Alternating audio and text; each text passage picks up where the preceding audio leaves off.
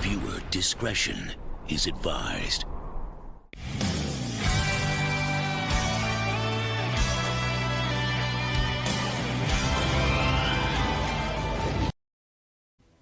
Hello and welcome to Geekin' Out. I'm Don Prime, and tonight we're going to be doing a little something different. We're not going to be talking about any specific figures, any specific lines, or, any questions that are specific, whether it be to maintenance or upkeep. We'll tackle those specific items in a later video.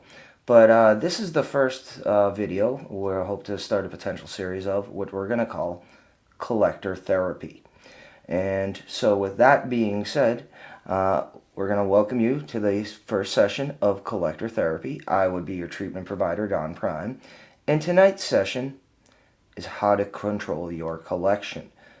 Or more so, how not to let your collection control you. Now again, this is going to be based on years of experience, fails, wins, again, collecting for, since 2011, everything ranging, from Transformers, Black Series, again, up to Hottoys, Masterpiece Transformers, anything with a higher dollar value. And again, these general ideas, rules, and even suggestions, they don't necessarily have to apply to, your figures. They can apply to anything else generally that you collect.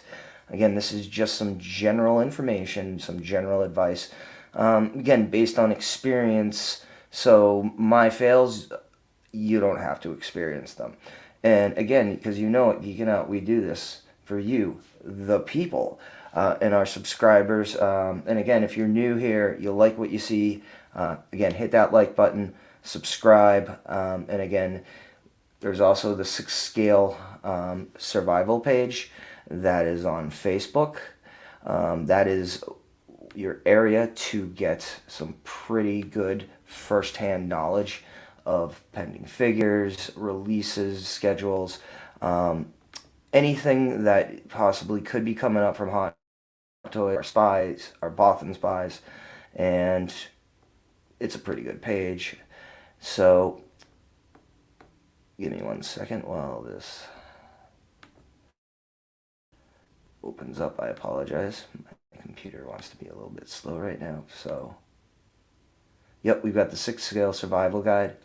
That is on Facebook. And we actually do like to update our logo. We have Adam Prado and other gentlemen and ladies that assist us with all aspects. So give them a shout out. We'll invite you, or come in and join, and we'll take care of you. So with that being said, there's a few items we're going to cover tonight, and just 3 main topics, but they'll go into sub-variants. All right, so first thing we're going to talk about is finances. Ultimately, the first thing when you're going to be collecting, again, it's not figures, it's just in general. Make sure your responsibilities are taken care of. Pay your car bill, pay your house mortgage note, pay your rent. Make sure you have enough money for food. And again, if you have children, they're the above and beyond. They are above anything else as far as taking care of. They're your number one priority.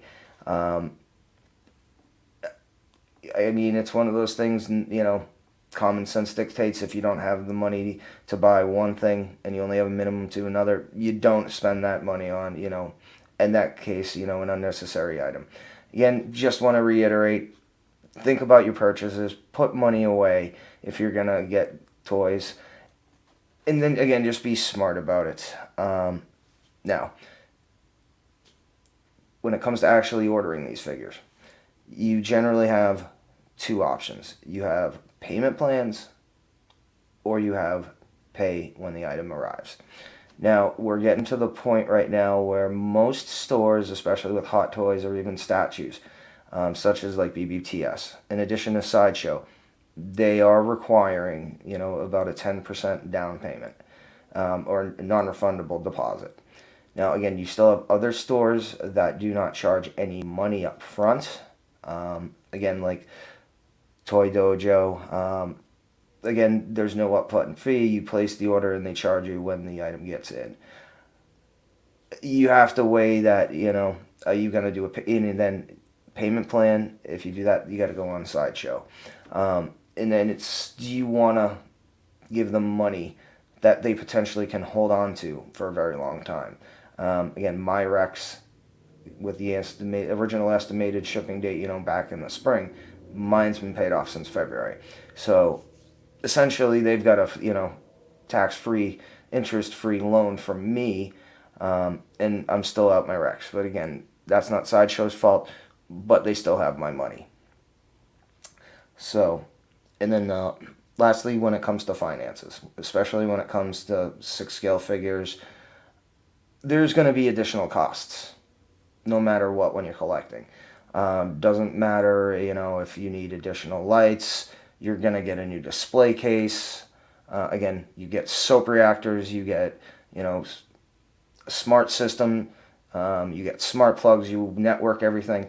Those little incidental costs, or those little things you keep adding onto, they're going to add to the price of your overall collection.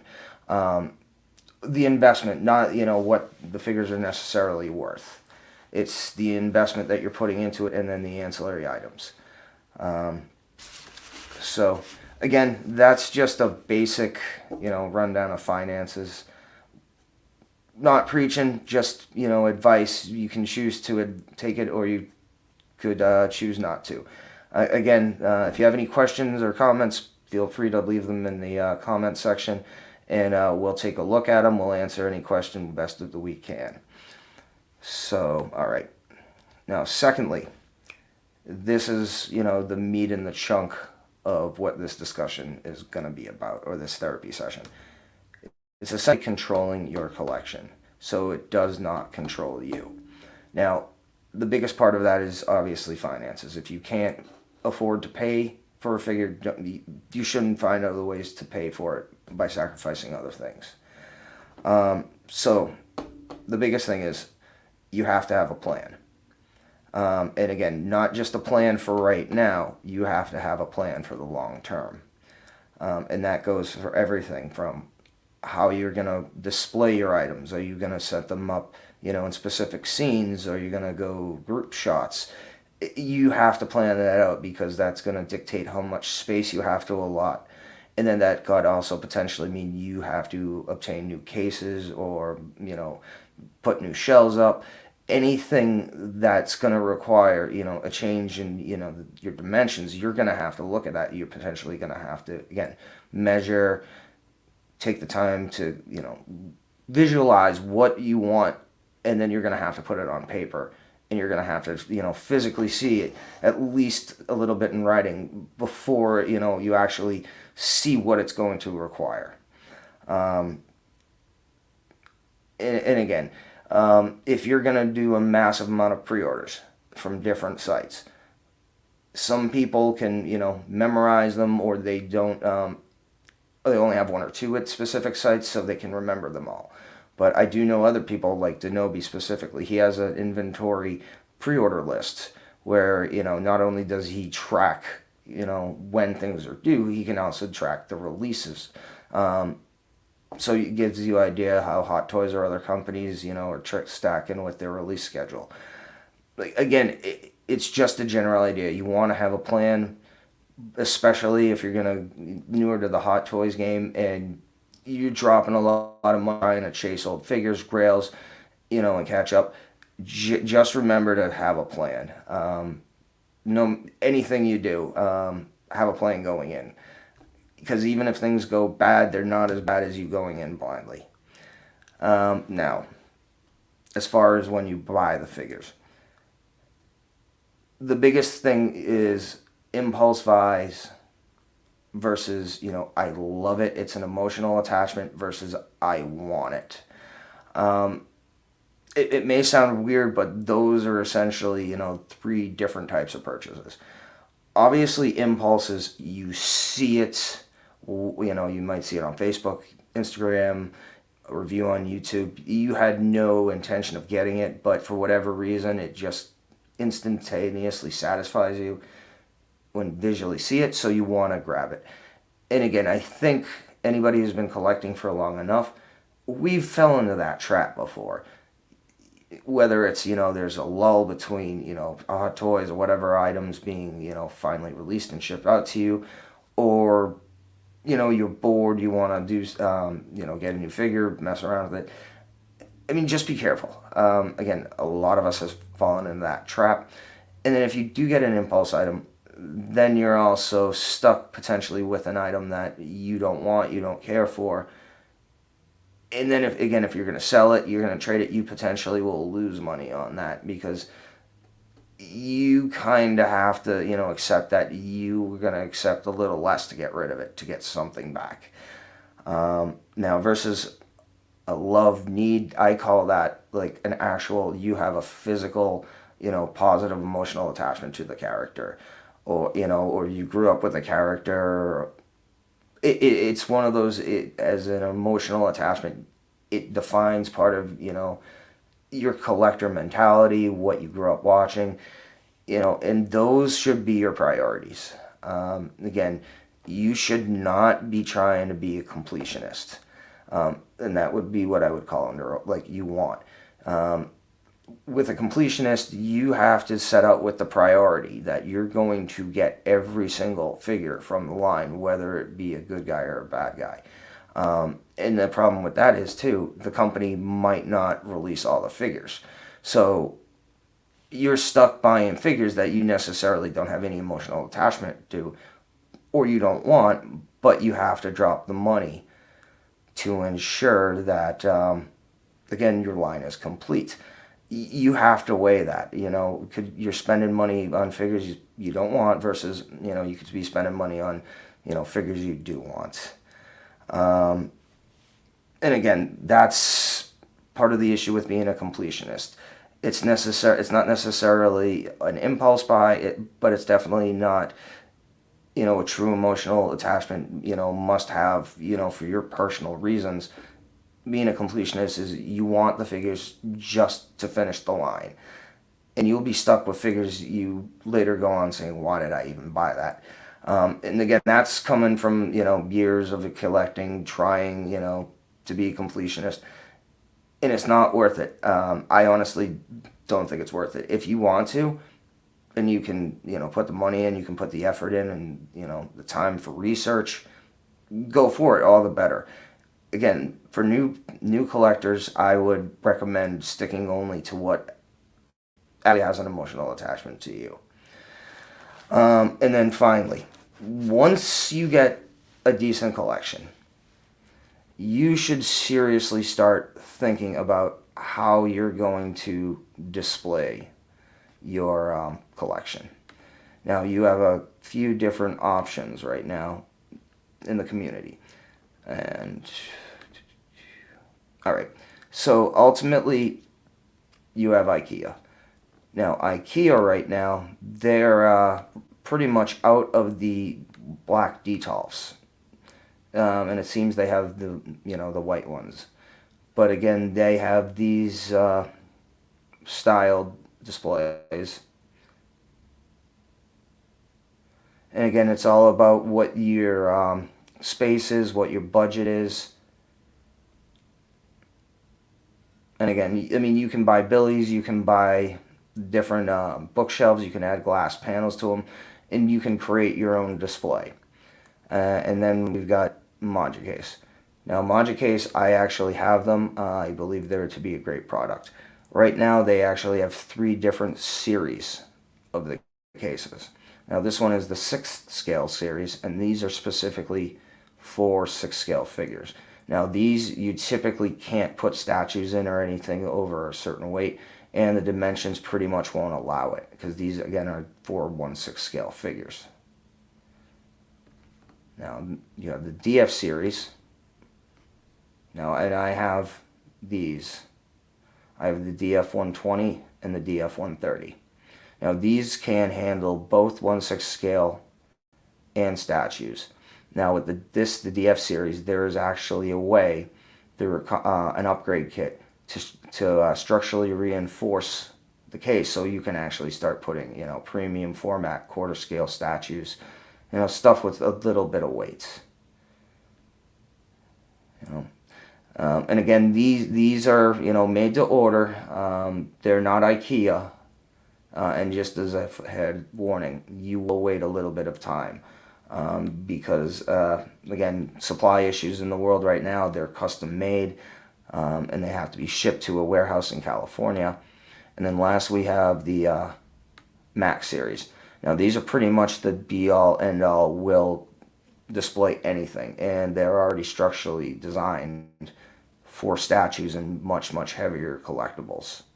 And that's why they're a little pricier. Again, each level you go up, it's a larger case, dimensions are different, it can support, higher weight.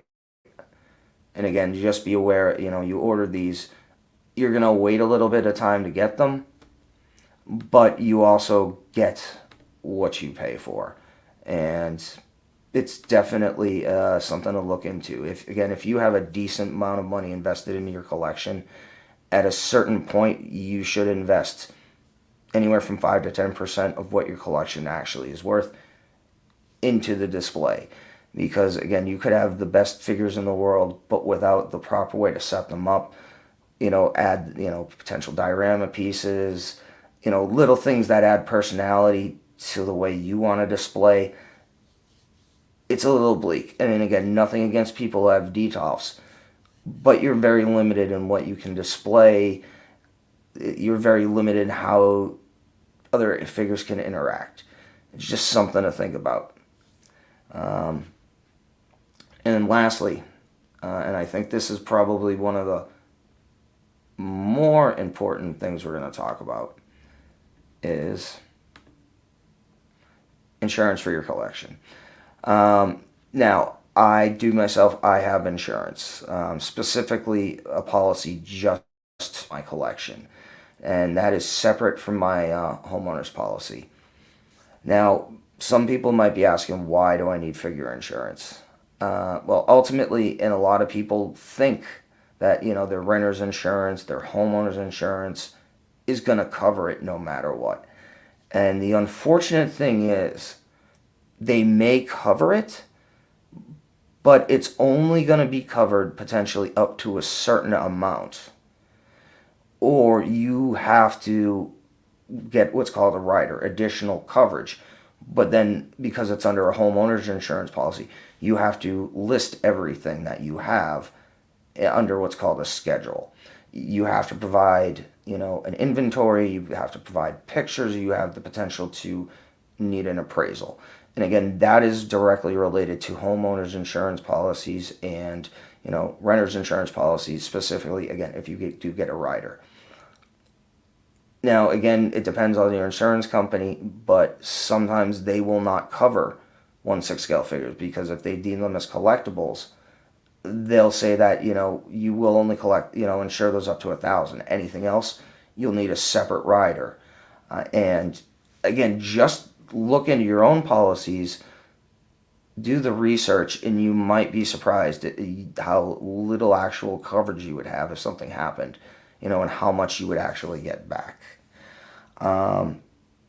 Now, one thing to think of, like I was saying, there's options in the market for when you're looking at specifically collectible insurance or figure insurance.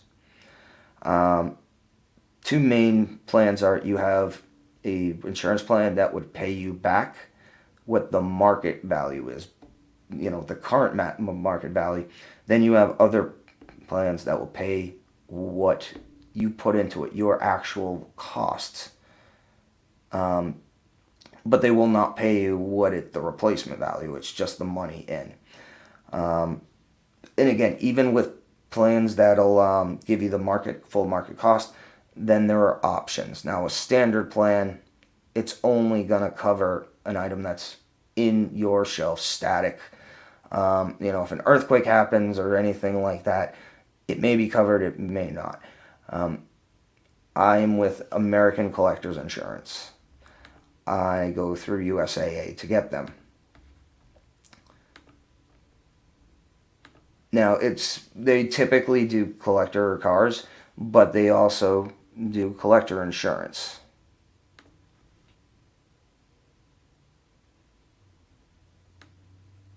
And as you can see,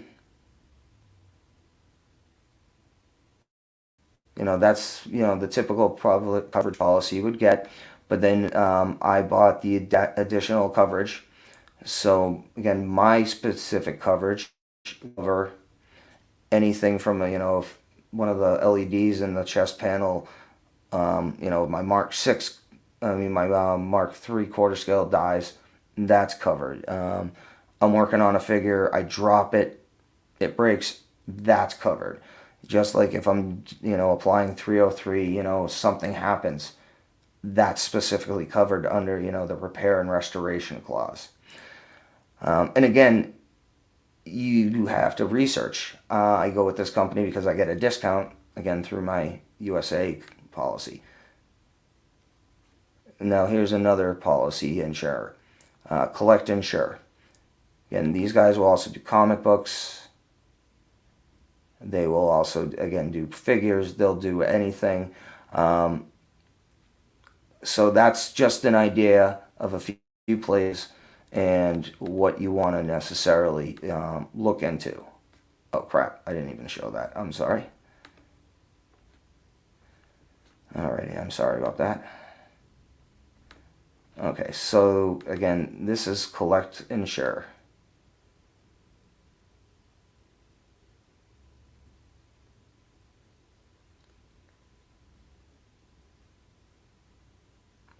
So we've got them.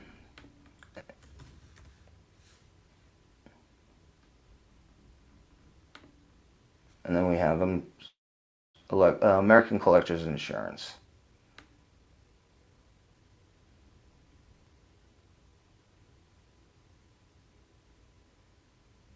And again, this is the policy provider I have, and I have the additional coverage.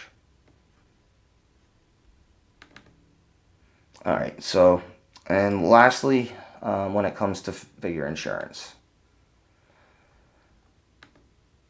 you need to set up an inventory. And this is an example of an inventory. I'll try and make it a little bigger.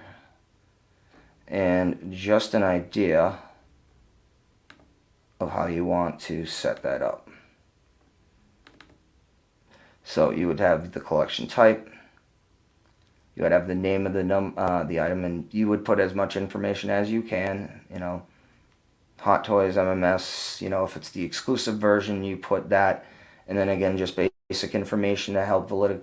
If you ever have any insurance claims, what year was it made? What's the current market value? What's the condition of the item? Where is it currently located? Because again, that will make a difference whether or not your item is in your home or if it's stored. Because if it's stored, you will need additional coverage, again, for a storage location. When did you buy the item? What did you purchase it for? Proof of purchase. And again, you always want to save your receipts. And we'll get to that in a second. And then we're going to go your reference value. Now, I know eBay sales are generally high, but at the same time, you would have to put a source that an insurance adjuster could rationally go and look at. And I don't know, if you can count on an insurance adjuster having the ability to go to Facebook, and start looking at any of the 1-6 groups, or even the sell and buy trade groups. So you have to work with what you've got. Now, and again, part of the issue with the purchase price and then the proof of purchase, the receipts. Keep all your receipts as best as you can, save copies, send them to cloud, send them to, Google Drive, create an inventory, checklist, keep everything together. So you print out your checklists or you save them to a mobile drive, you save them with your receipts. And again, you update every few months with new items.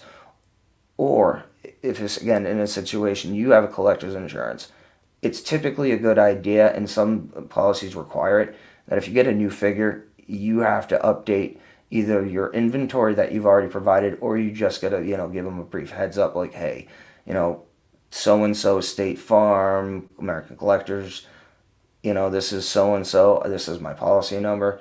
Just a heads up, I bought this item, it cost me this much. I bought on this date, it's at my house. Just basic information. So that way you're immediately covered as soon as, they can say that you sent the email. So that's when the actual notification period starts, is when you would let them know, one way or another, that you actually obtained the item. Alrighty. So with that being said, again, just a few things, finances, collection control, and insurance. Just years of experience, going back and forth through different collections, dealing with different, collectors, speaking with Nate, and a few other people spitballing ideas. This is just one of those things we thought needed to be discussed, and we wanted to call it, a collector therapy. So, if you've liked what you've seen, please hit the like button. Please hit the subscribe button. Again, we have the 6-Scale Survival Guide on Facebook. And again, thank you for your time. We appreciate it. And may the Force be with you.